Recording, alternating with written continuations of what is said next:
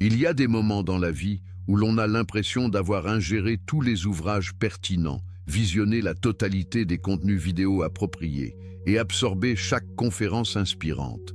Pourtant, lorsque vous fermez les yeux le soir, le sentiment demeure inchangé. Quelque chose n'arrive pas à s'harmoniser. Une manifestation reste inachevée. Avez-vous déjà entendu parler de la puissance de l'esprit, de la loi de l'attraction ou du champ quantique? Avez-vous écouté des praticiens de la santé, des chercheurs et des maîtres spirituels proclamer sans cesse que vous êtes le créateur de votre propre réalité? Néanmoins, lorsque vous examinez votre situation financière, votre bien-être, vos relations, vos opportunités, cette affirmation semble s'appliquer à d'autres et non à vous. Pourtant, une partie de vous refuse de se résigner, une partie qui sait, au plus profond, qu'il doit exister une méthode plus précise, plus organisée et plus concrète pour mobiliser votre esprit, votre corps et votre énergie, afin d'accélérer les transformations que vous sollicitez en silence depuis des années. C'est précisément à cette facette de vous-même que je souhaite m'adresser aujourd'hui, car ce que je m'apprête à partager ne se limite pas à une simple astuce agréable destinée à vous procurer un bien-être éphémère de 5 minutes.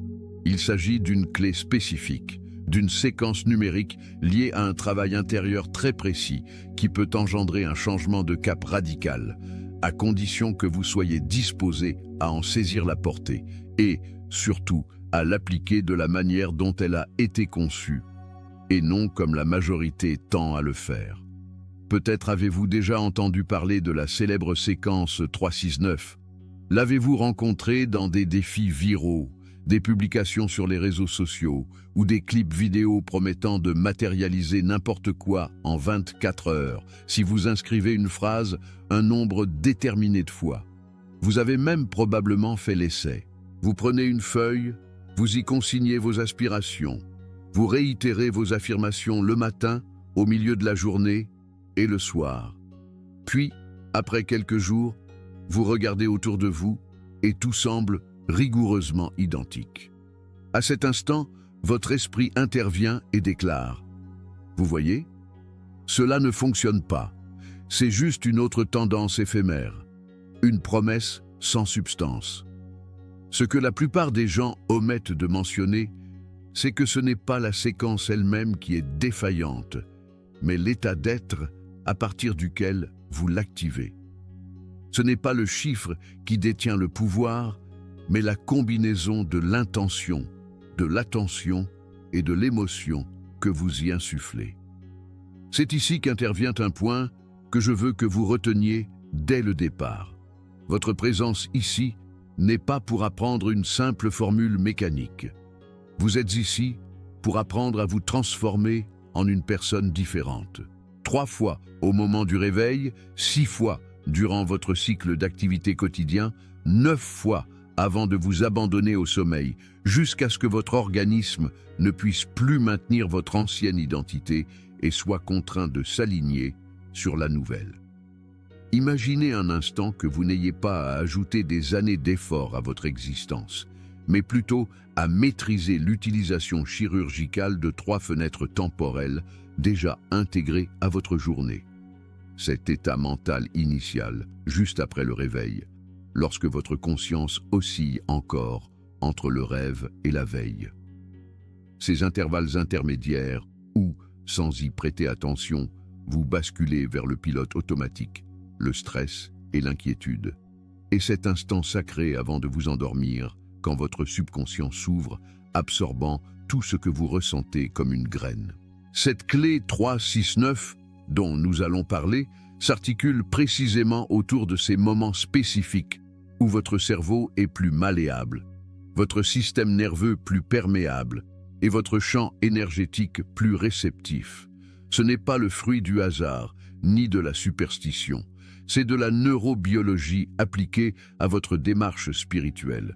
Mais avant de vous exposer son mode d'emploi, il est essentiel que vous compreniez pourquoi la majorité de vos tentatives de manifestation ont été jusqu'à présent comparables à semer des graines en terre aride.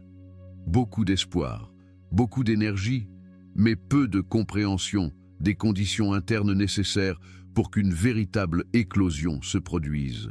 Pensez à toutes les occasions où vous avez tenté d'attirer quelque chose à partir d'un état de désespoir. Vous désirez de l'argent, mais chaque affirmation est imprégnée de la peur de ne pas pouvoir joindre les deux bouts. Vous aspirez à l'amour, mais chaque visualisation est traversée par l'angoisse d'être abandonné ou de ne pas être à la hauteur. Vous souhaitez la santé, mais chaque déclaration comme « je suis en pleine santé » est recouverte par l'obsession de vos symptômes. En apparence, vous semblez agir correctement, en répétant des phrases positives et en imaginant des futurs différents. Mais au fond, dans la chimie de votre corps, dans la fréquence de vos émotions, ce que vous émettez est le manque, la déficience, l'urgence. L'esprit conscient formule la phrase, mais le subconscient perçoit tout autre chose. C'est pourquoi tant de personnes se lassent, se frustrent et en concluent que ces méthodes sont inefficaces. Ce n'est pas le nombre de répétitions qui est efficace, mais l'identité de celui qui répète.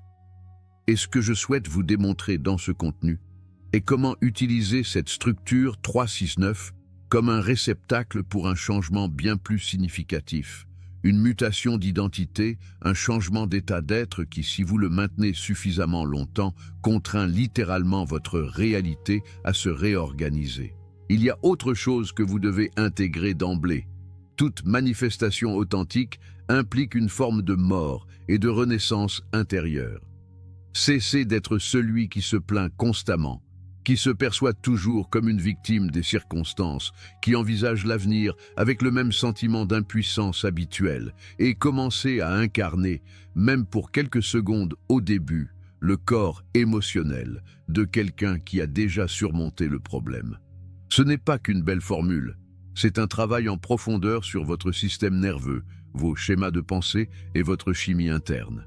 Et c'est ici qu'intervient l'influence de ceux qui ont étudié comment le cerveau peut cesser de reproduire le passé et commencer à se connecter à un avenir potentiel. Ils ont démontré que si vous réitérez un nouvel état émotionnel avec suffisamment d'intensité et de cohérence, le cerveau se réorganise autour de cette expérience. Les réseaux neuronaux sont recablés. Le corps cesse d'être dépendant des hormones de stress et commence à percevoir comme familier ce qui était totalement étranger hier. La paix, l'abondance, la confiance, la gratitude avant que le fait ne se produise. La clé numérique sur laquelle nous allons travailler n'est qu'une structure externe pour vous aider à vous rappeler quand effectuer ce saut intérieur. Je veux que vous compreniez que ce que vous avez devant vous n'est pas un divertissement de plus. Vous n'êtes pas en train de regarder une vidéo anecdotique qui sera oubliée après 2 minutes de défilement. Vous entrez dans une sorte de laboratoire de votre propre conscience, où chaque mot que vous entendrez est conçu pour vous emmener un peu au-delà du doute, un peu au-delà du scepticisme, un peu au-delà de cette lassitude du « j'ai déjà tout essayé ». Je ne vous demanderai pas de croire aveuglément en quoi que ce soit. Ce que je vous propose est une expérimentation. Au cours des prochaines minutes, je vais vous expliquer pourquoi une séquence de 3, 6 et 9 moments par jour peut devenir un catalyseur de changement brutal lorsque vous l'associez au bon type de respiration, de concentration, d'émotion et de gratitude. Je vais vous illustrer, par des exemples concrets, ce qui se passe lorsque quelqu'un décide de prendre ce travail au sérieux pendant 7, 14 ou 21 jours consécutifs. Et à la fin, une fois que vous aurez saisi la mécanique et que votre esprit aura relâché suffisamment de résistance, je vous livrerai la partie la plus délicate et puissante de ce processus. L'élément que presque personne n'applique et qui distingue ceux qui observent des changements profonds de ceux qui restent à répéter des phrases sans résultat. Peut-être qu'en écoutant ceci, vous ressentez un mélange d'enthousiasme et de crainte. De l'enthousiasme, parce que vous souhaitez ardemment qu'il existe enfin quelque chose qui fonctionne réellement. De la crainte, parce que vous ne voulez pas être déçu une fois de plus. Cette ambivalence est normale. En fait, c'est le signal que vous êtes au point idéal pour un saut de conscience. assez fatigué de l'ancien pour être prêt à le laisser partir, assez plein d'espoir pour essayer quelque chose de nouveau. Je ne vous promets ni miracles instantanés, ni formules magiques. Mais je vous promets une chose. Si vous restez avec moi jusqu'à la fin, si vous écoutez chaque partie comme s'il s'agissait d'une pièce de puzzle, vous repartirez avec une compréhension si claire de ce que signifie utiliser cette clé 369 de manière consciente que vous ne verrez plus vos pensées, vos émotions et vos habitudes quotidiennes de la même façon. Et plus important encore, vous disposerez d'un guide concret pour l'appliquer, pour vérifier par vous-même s'il est vrai que votre vie réagit lorsque vous changez d'abord de l'intérieur. Par conséquent, je vous demande dès maintenant de prendre une décision interne. Vous n'allez pas consommer cette vidéo en mode automatique. Chaque mot que vous entendrez sera un miroir. Chaque explication sur le fonctionnement de votre esprit, de votre corps et de votre énergie sera une opportunité de vous reconnaître. C'est ainsi que je pense, c'est ainsi que je réagis. C'est ce que je fais quand j'essaie de manifester et que cela échoue. Si vous vous autorisez à vous voir avec honnêteté, si vous vous permettez d'admettre où vous vous êtes auto-trompé, où vous avez cherché des résultats rapides sans transformation profonde, alors ce que je vais partager ne sera pas seulement de l'information. Ce sera une invitation à une forme de discipline intérieure différente, une discipline qui n'a rien à voir avec l'idée de vous efforcer davantage, mais de mieux diriger votre attention, votre émotion et votre intention dans ces 3, 6 et 9 moments cruciaux de la journée. Et je veux que vous sachiez une chose de plus avant de passer à la section suivante. L'élément le plus précieux de tout ce parcours ne sera pas révélé immédiatement. Il serait inutile de vous dévoiler au début ce qui ne peut être compris qu'à un niveau de conscience différent. Il existe un secret, un ajustement subtil dans la façon d'utiliser cette méthode qui, si vous l'appliquez, transforme toute pratique de manifestation en un processus accéléré, quasi inéluctable, et si vous ne l'appliquez pas, vous maintient dans le même cycle. Cette clé finale ne sera révélée qu'après avoir bâti des fondations solides, lorsque vous comprendrez pourquoi le passé vous retient prisonnier, comment votre corps est devenu dépendant d'une version de vous-même que vous ne voulez plus être, et quel est le lien entre tout cela et votre capacité à créer des futurs différents. C'est pourquoi je vous le dis en toute clarté. Si vous restez jusqu'à la fin, vous ne ferez pas que comprendre la logique de cette méthode, vous repartirez avec un défi concret, avec une feuille de route que vous pourrez tester au cours des prochains jours, et c'est votre propre expérience qui rendra le verdict. Ainsi, si vous êtes prêt à regarder en face pourquoi vous avez manifesté encore et encore la même chose, si vous êtes prêt à cesser de blâmer la chance, les autres ou le destin, et à commencer à interagir différemment avec votre esprit, votre corps et l'énergie que vous émettez à chaque instant, alors c'est votre moment. Dans la prochaine partie, nous allons plonger au cœur du problème. Pourquoi, même en connaissant toutes les théories sur l'esprit et l'univers, vous restez prisonnier des mêmes résultats? Et pourquoi, sans comprendre cela, toute technique, aussi prometteuse soit-elle, est vouée à l'échec avant même de commencer? Et précisément parce que vous êtes à ce stade où vous pressentez qu'une partie de vous aspire au changement, mais que la vie semble rejouer le même scénario inlassablement, c'est là que nous devons nous diriger. Au noyau du problème, à cette couche inconfortable que presque personne n'ose affronter lorsqu'il est question de manifestation. Car il est bien plus simple de vous vendre une technique rapide que de vous inviter à reconnaître pourquoi, malgré tout ce que vous avez tenté, vos résultats restent si similaires à ceux d'il y a 5, 10, voire 20 ans. Je veux que vous vous autorisiez à être d'une honnêteté brutale avec vous-même pendant que je parle. Car ce que je vais décrire maintenant n'est pas de la théorie abstraite. C'est la radiographie de ce qui vous arrive chaque matin au réveil, chaque fois que vous répétez une affirmation, chaque fois que vous écrivez un désir dans un carnet et que vous regardez ensuite autour de vous avec ce mélange d'espoir et de déception. Si nous ne parvenons pas à voir clairement pourquoi vos manifestations progressent lentement ou n'arrivent tout simplement pas, toute technique que je vous transmettrai ensuite sera comme verser de l'eau dans un seau percé de trous. Et je sais que vous êtes fatigué de sentir que le problème, c'est vous, alors qu'en réalité, le problème réside dans la façon dont on vous a appris à utiliser votre esprit et votre corps. Pensez à votre journée type, non pas celle que vous idéalisez, mais celle qui est réelle. Vous ouvrez les yeux. Et avant même de vous souvenir de qui vous êtes, votre corps est déjà en train de libérer les hormones habituelles, le même cortisol, la même chimie de l'inquiétude, de la précipitation, du « je suis en retard », du « je n'y arriverai pas », du « encore la même chose ». Votre esprit conscient peut mettre quelques secondes à s'allumer, mais votre corps, qui est la mémoire vivante de votre passé, a déjà pris les commandes. Même avant d'ouvrir WhatsApp ou de consulter vos réseaux sociaux, une partie de vous s'attend déjà à voir les mêmes visages, les mêmes problèmes, les mêmes conversations. Car même si vous dites vouloir changer, votre système nerveux aime ce qui lui est familier, même lorsque ce familier est douloureux. Alors, que se passe-t-il lorsque, au milieu de tout cela, vous introduisez une technique de manifestation, quelle qu'elle soit, y compris la structure 369 que nous allons étudier? Il se passe que l'esprit conscient dit « Nous allons créer quelque chose de nouveau ». Mais le corps répond « Non ». Nous sommes toujours la personne qui souffre à cause de l'argent, qui se méfie de la vie, qui a peur de l'abandon, qui doute de sa propre valeur. Et cette incohérence interne est comparable à appuyer simultanément sur l'accélérateur et le frein.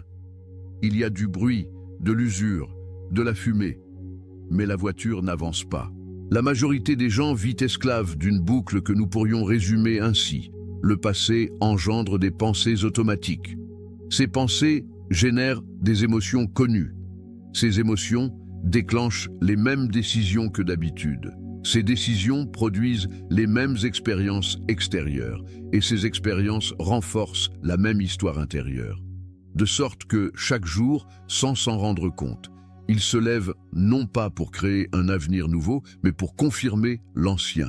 Lorsque vous tentez de manifester à partir de cet état, ce que vous faites en réalité, c'est essayer de peindre un tableau différent sur une toile qui est toujours maculée des mêmes formes et des mêmes couleurs.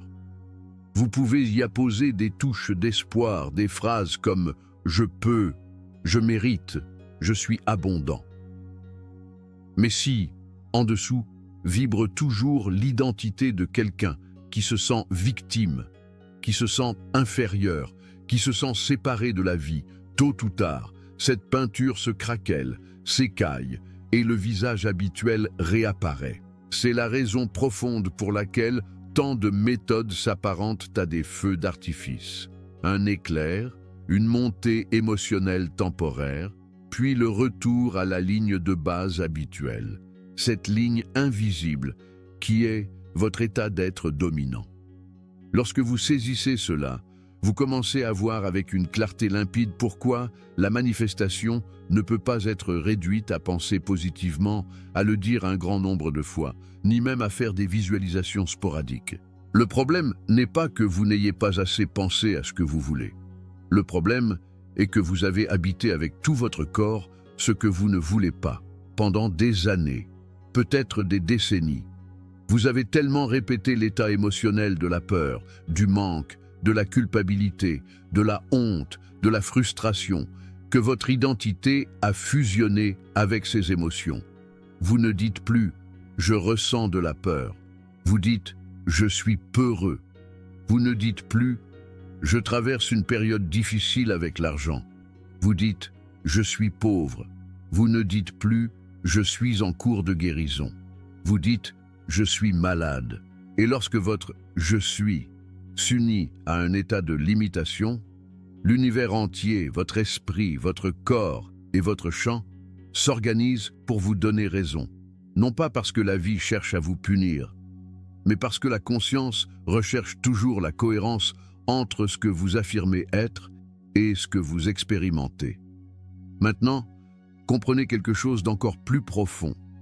Chaque fois que vous vous asseyez pour effectuer une technique de manifestation à partir de ce « je suis » limité, vous transformez, sans vous en rendre compte, la méthode en une confirmation de votre manque. Quand vous écrivez 10 fois « j'ai l'abondance » avec l'estomac noué par les dettes, ce que votre corps dit à votre subconscient n'est pas « je suis abondant », mais plutôt « je suis désespéré, je n'ai pas confiance, j'ai peur, j'ai besoin que cela fonctionne immédiatement ».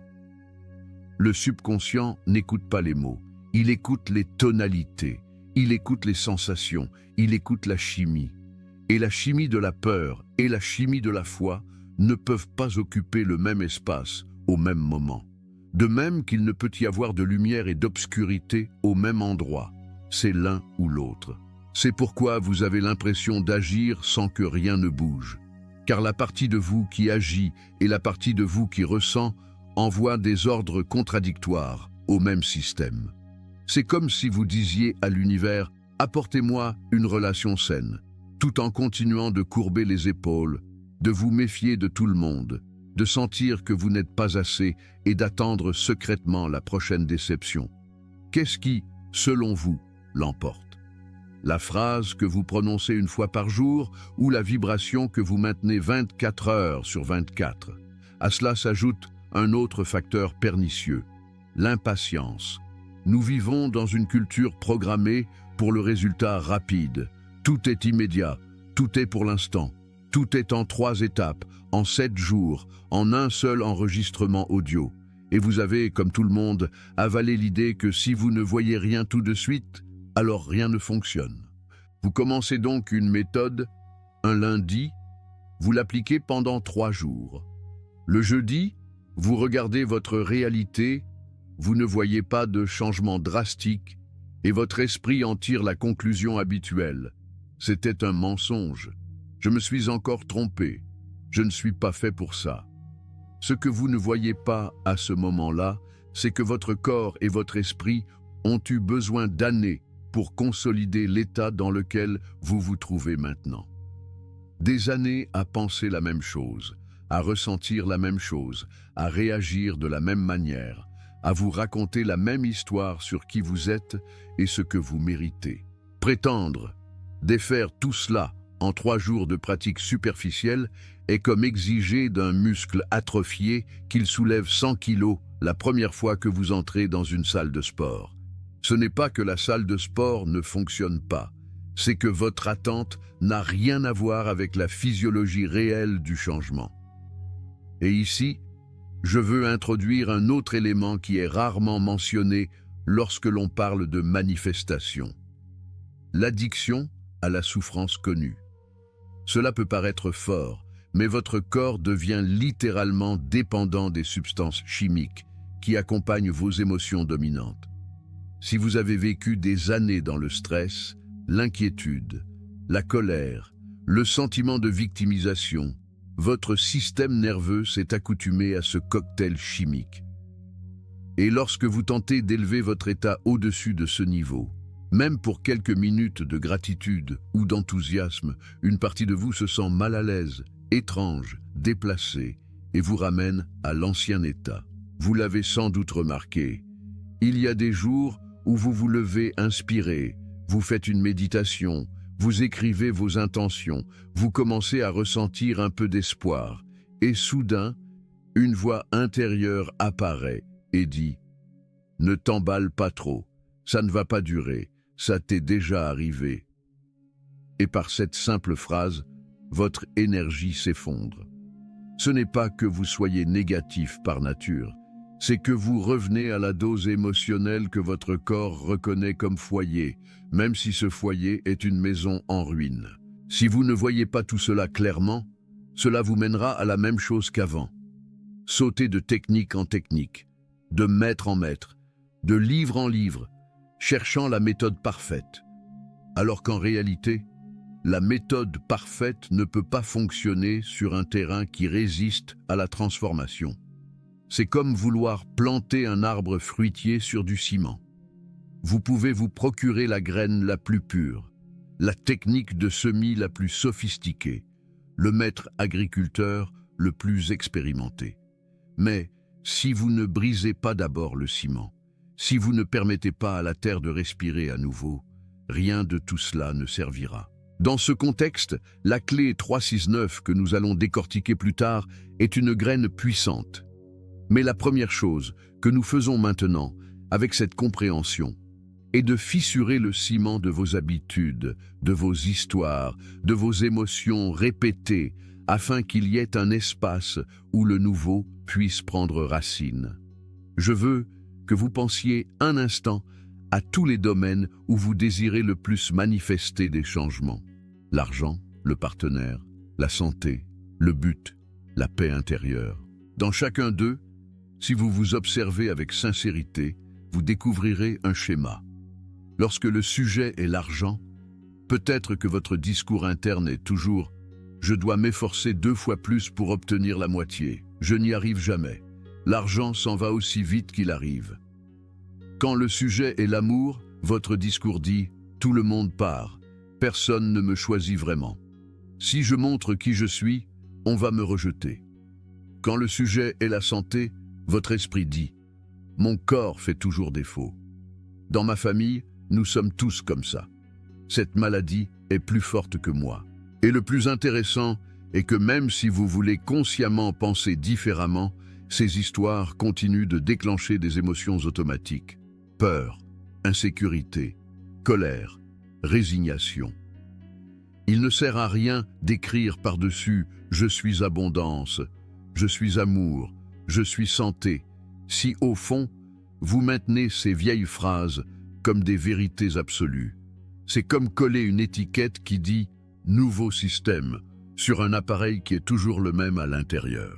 C'est là qu'interviennent les réussites, qui ne sont pas des contes de fées, mais la preuve que lorsque quelqu'un saisit ce point et décide de travailler sur son état d'être et non sur l'astuce du moment, quelque chose de réel commence à bouger.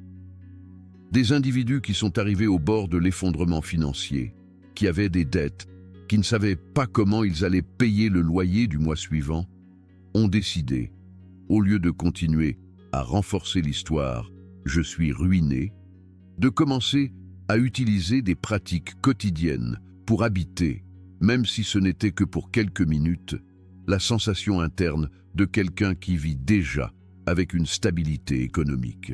Au début, leur réalité extérieure n'a pas beaucoup changé, mais quelque chose dans leur posture, dans leur regard, dans leur langage, a commencé à se modifier.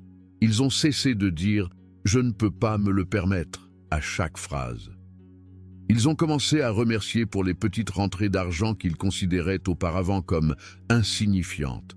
Ils ont commencé à prendre des décisions basées sur la confiance plutôt que sur la peur, et petit à petit, des opportunités qu'ils ne voyaient même pas auparavant ont commencé à se manifester. Ce n'était pas un coup de chance magique, mais le résultat logique de cesser d'être la personne qui confirmait son manque chaque jour et de se transformer en quelqu'un qui maintenait une nouvelle histoire interne avec suffisamment de constance pour que le monde doive s'y adapter. La même chose s'est produite avec des personnes qui répétaient des schémas de relations toxiques depuis des années. Elles se percevaient comme celles qui finissent toujours blessées, qui donnent plus qu'elles ne reçoivent, qui ne sont pas assez bien pour être choisies véritablement. À partir de cette identité, toute technique de manifestation amoureuse était contaminée. Elle demandait des partenaires conscients, mais continuait de tolérer les miettes, de normaliser le manque d'amour, de croire que demander plus était égoïste. Lorsqu'elles ont finalement osé se défaire de ce récit, et, à travers des pratiques quotidiennes d'attention, d'émotion et de concentration, ont commencé à incarner l'identité de quelqu'un qui se sait précieux, respectable, digne d'un amour réciproque. Leurs choix ont changé, leurs limites se sont renforcées, leur énergie a cessé de supplier et a commencé à filtrer. Et alors seulement, les relations qui n'étaient pas alignées sur cette nouvelle vibration se sont dissoutes, tandis que de nouvelles personnes, avec une autre qualité de présence, ont commencé à entrer dans leur vie.